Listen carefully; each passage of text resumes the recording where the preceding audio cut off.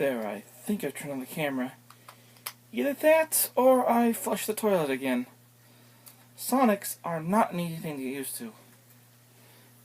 Hey, cheers to the American Samurai, back again with my first Doctor Who review of 2017. Today, we're going back to the past. You also have on TV, I was watching Genesis of the Daleks. And I got the idea of doing this, so that's why you see that there. I may review that later, but I don't know if I will or not, considering it's an extras on the Daleks DVD, so that's neither here or there.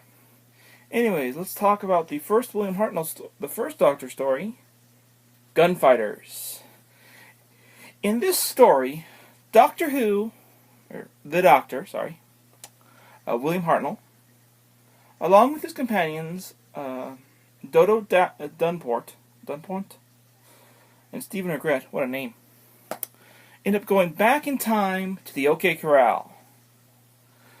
This story, at least in the novel, is told from the point of view of Doc Holliday himself, and ends up seeing the Doctor.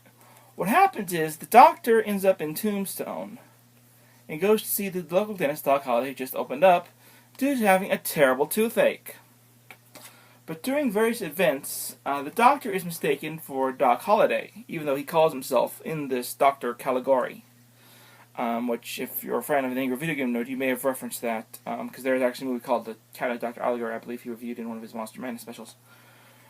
And various chaos ensues, including interacting with the actual, you get to see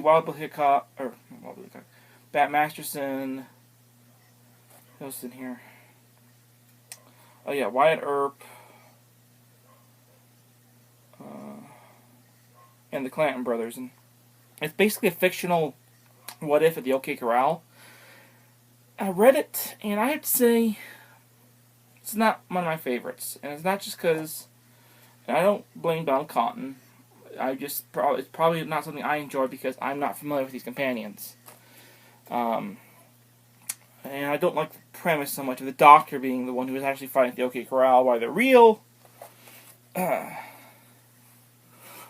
Doctor, while the real Doc Holliday hid out of town, but it does explain why Doc Holliday wielded a shotgun in that particular encounter. Overall, it's not great. Maybe if you know more about these companions than I do, or you're more into the West than I am, you might find this interesting. It was an okay story, not the best I've ever read, of a Target novel.